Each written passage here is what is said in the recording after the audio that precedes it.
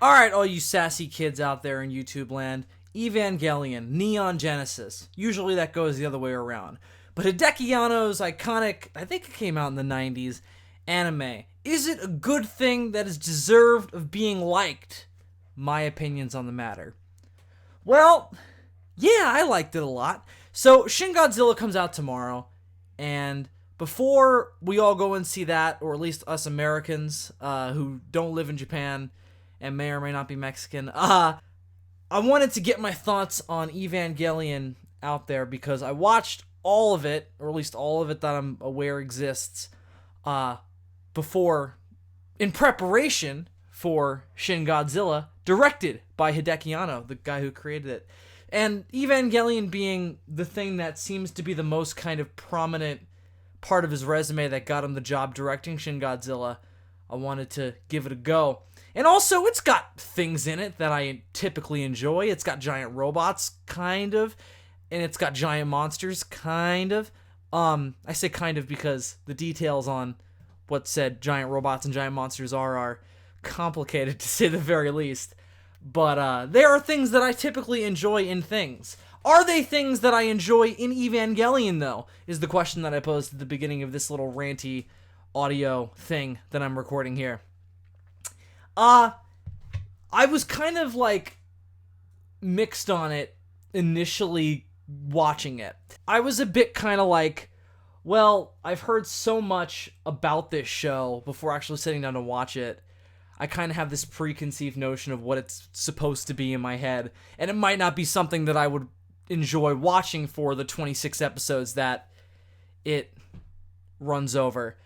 So we watched the first episode, and I was like, I like this. I'm going to keep watching this. And as it went along, I got more and more engrossed in it, and definitely started to appreciate the story and appreciate the characters. And I definitely got really into it. I was like, wow, this is cool. This is interesting. I've got to keep watching this. This is worth watching. But then I finished the series and saw the ending that is partially why it had the kind of dubious reputation that it did, that I was aware of before I actually sat down and watched it. And yeah, it's pretty much exactly as weird and as bizarre and as mind-numbingly disappointing as everybody has toted it up as on the internet, that I became aware of before I started watching the show. And that definitely kind of made thinking about whether or not it is a thing that I like kind of weird, because it has that reputation, and it's a reputation that I'm like, I totally see why it has this, I get it. But I had a really damn good time watching it, and I got really into it, and it totally engrossed me in its little world that it created, and the people in it, and this fucking bizarre-ass situation. And that does definitely make it complicated, though, to say whether or not I think it's a good thing that is deserved of being liked. And I mean, that's partially a dumb thing to say. I mean, yeah, it's deserved of being liked. It's so unique and mixes a whole bunch of awesome tropes from the giant monster genre in particular, and like giant mecha animes and live action tokusatsu series that I probably haven't seen as well, I'm sure. But all of those elements mixed together in this kind of psychological, depressing context. It's really cool. I think the thing that ultimately kind of makes the show as deserving of the reputation that it has, the thing that makes it, that was a weird way to word that, the thing that makes it the most deserving of that is, I think, the characters, because a lot of them, they're really kind of unlikable. And it's not because they're necessarily just dicks, a little, most of the time, but they have really complex and traumatic backstories that make them kind of, I don't really think introverted is, I mean, Shinji's definitely introverted, but by and large, there is an element to these people that is just inherently kind of off-putting. And I guess that's just a factor of them being affected by what has happened in the world that they live in. They're all very, like, emotional, and they all have very kind of strong convictions about things, and they perhaps overreact in certain situations because of those strong convictions, and, you know, most importantly, probably, they're all very emotionally detached, but they act about it in different ways. And I think that's ultimately what makes the show so fun to watch in the moment, is that the characters all kind of bounce off each other in different ways. They're not all Shinji, like these depressing, introverted, potential psychopaths that are a bit, you relate to them, but you just don't want to, in a way. So I think that the dynamic of comparing that to, say, like a Masato, who takes her emotional trauma and her sort of emotional reservedness and reflects it in a very kind of extroverted way. She's very uppity and likes to try and have fun, potentially to a fault. And, you know, that's what you more, I guess, want to be seen as. You know, that's, you know, you want to be seen as the more kind of fun-loving, extroverted person. So that dynamic is fun to watch, I think, but I do think that it leads to some very odd situations that, you know, really build into the show having this dubious reputation. Like, I think the whole bizarre sexual tension of the entire show, it has a place in the story, but at least to me, in the moment watching it, I'm like, what parts of this are important to the story and tell us something about the characters, and what parts of it are just things that I see as, like, bizarrely sexually tense, but maybe aren't in Japan. And the show also does kind of, or the show and also the movies that were made after. And by the way, I do apologize that I'm kind of blending all of Evangelion together here. I'm mostly talking about the show, but I may just kind of make offhand comments about the movies as well, and the end of Evangelion, which is, by the way, my favorite thing from the show, but maybe I'll talk about that in a couple of minutes. Back to the question of whether or not I like it and whether or not I think it's good. Again, yeah, mostly yes. I really, again, it totally roped me into its little world that it created. And I think the actual giant monster element of it was sort of the least, not the least interesting part of it, but definitely not. But it's not the thing that I think you necessarily remember the most about it.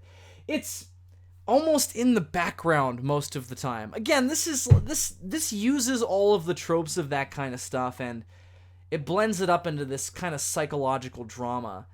And I don't know, I think that that's very compelling for a television show format in a way that it's maybe not for a movie. I mean, the attempts that we've seen in movies to focus in on, like, exclusively the human element while ignoring the monstrous side of these kind of stories, you know, sometimes they work. Like, I was actually watching Gareth Edwards' Monsters earlier, and that totally works in that. But, you know, maybe some of your bigger franchise monster movies, like your Godzilla and your King Kongs and your Gameras, exclusively focusing in, or majorly focusing in on that element of the story, can be a bit kind of like, can we see some monsters, please? Like, I kind of like these people, but I'd like to see some monsters, please.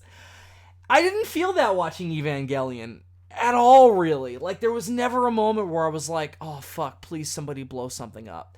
There was always something interesting going on with the characters or in the larger world that didn't even necessarily involve giant monsters or them blowing stuff up. And I was totally engrossed and wasn't even thinking about when I'd see a giant monster blowing something up. So that's definitely a good thing. High marks on that. But that being said, the actual giant monster mythos and giant robot mythos and just all the sci-fi insanity of this thing, as a backstory and as a fictional universe, as an alternate reality that we're visiting, if you will, indulge me in that pretentious way of describing it. It's a bit complicated and kind of hard to follow. And again, that's definitely a massive part of its reputation. Largely that none of it makes any sense, and the creator doesn't care, or just doesn't care to explain why it doesn't make any sense, or what would make it make sense. Maybe not even it not making sense is the issue. It's more just, you really want to fucking know what the fuck's going on, and you don't always necessarily get a clear understanding of what that is.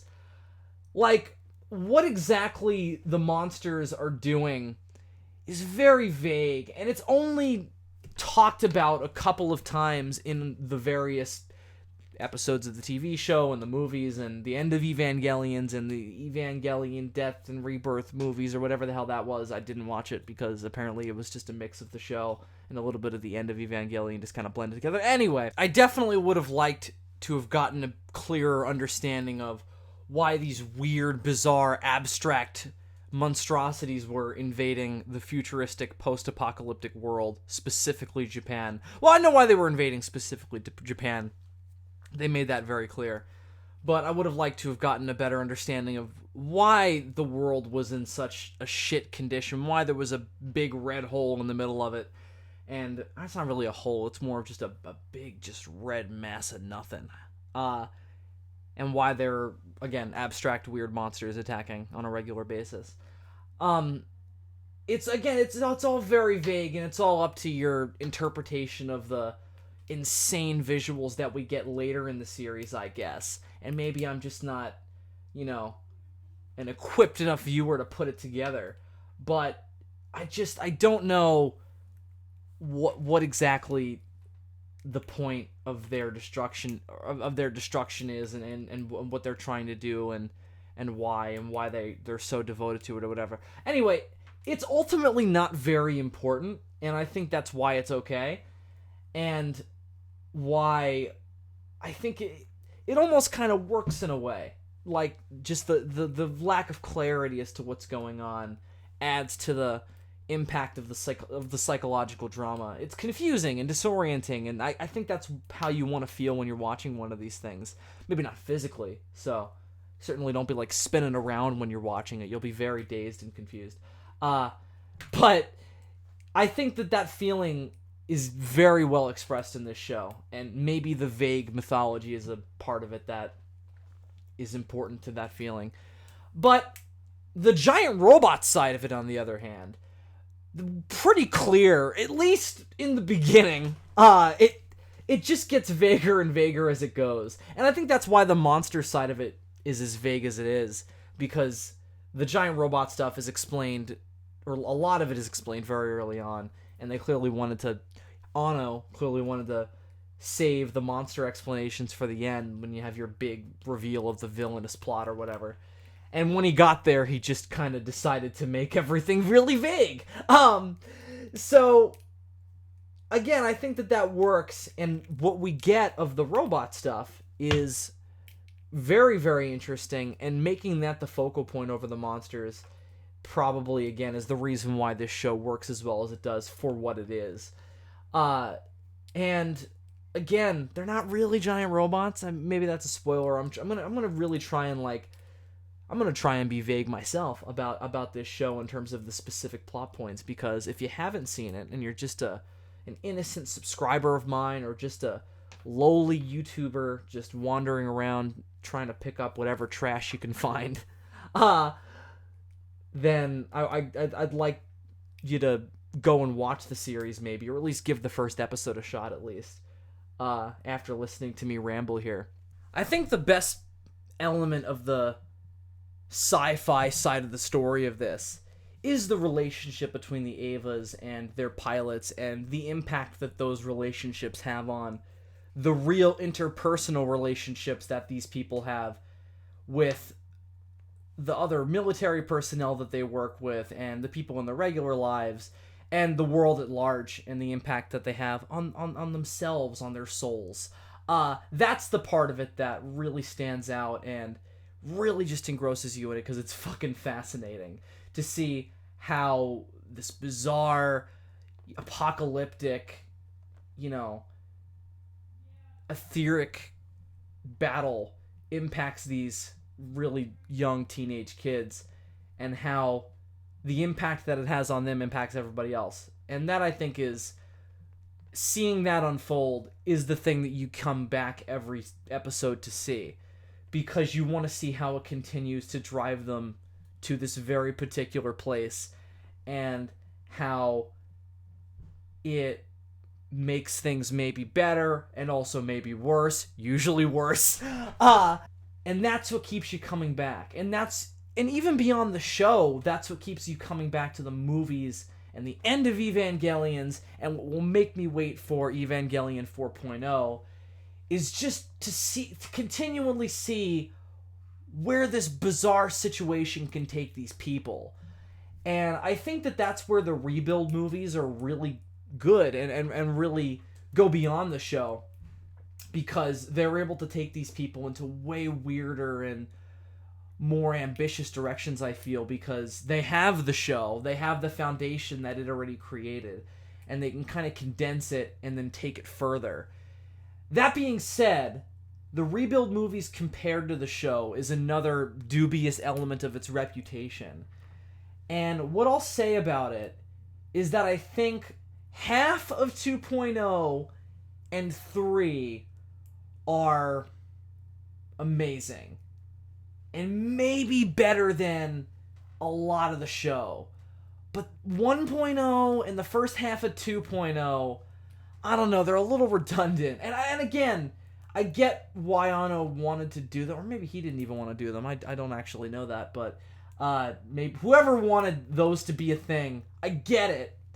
But I didn't have as much fun watching it in a movie as I did just watching it as like an episodic series.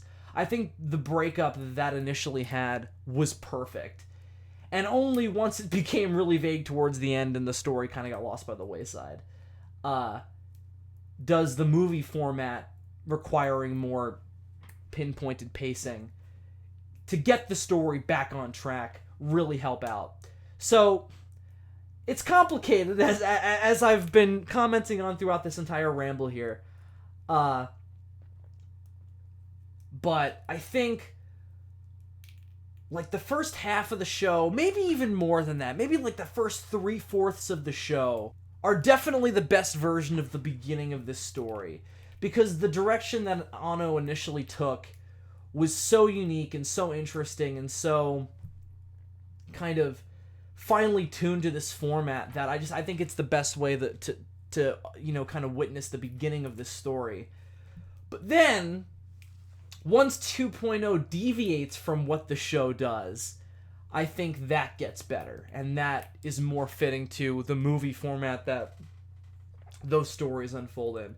But I don't know, I watched all of it. I was compelled to watch all of it. I didn't do it because I'm a completionist and I have to watch everything. I don't have to watch everything. I've got things to do. I've got Ultraman mangas to read and not review with Andres and Dylan. I think that you'll feel compelled to watch it all, and I think that that's probably the best way to do it. Watching it weird and broken up like that is not worth it. Just watch all of it at whatever pace you'd like. But yeah, so let me wrap all this rambling up, and I'll come back to this show at a later time and do a more kind of maybe complete spoiler-filled review of it, probably with somebody else. Maybe we'll do a podcast on it at some point. Now everybody in the SOS has seen it, so we might do a podcast on it at some point or something. I don't know. I just wanted to do this now, again, because Shin Godzilla comes out tomorrow, and I wanted to get my thoughts up on Evangelion before it, in anticipation of it, because I watched the entirety of Evangelion in anticipation of Shin Godzilla. So let's talk about how my viewing of the show impacted that anticipation. And I've talked about this a little bit in podcasts outside of this, but more specifically, I suppose, I think Anno doing a Godzilla movie, and doing a Godzilla movie at this particular moment in Godzilla history, is really smart and really interesting, and I think it's going to make for a fascinating film. Maybe not a great Godzilla movie, one that'll necessarily make it into my top 5 favorites or be one that I'll go back and revisit every year like I do some of them. But it will definitely be interesting, and I can't imagine being bored, or at the very least not just entranced at what I'm seeing. Because that's how I felt watching the entirety of Evangelion, considering what is this, and what are these people doing, and why are they like this, and why is the world making them like that? I think that to see him making a Godzilla movie and have to do all that in the pace of a movie, it's got to be fascinating. It's got to be just a fucking watch and a half, I bet. So I'm really excited. I'm really pumped, and the show definitely made me more pumped. Because again, it's fascinating, and what he does with the tropes of the giant monster genre and the tropes of the giant robot genre and just sci-fi tropes in general, and kind of the Japanese spin on all of that, it's fascinating. And I think that seeing that in a Godzilla context will probably be fascinating, and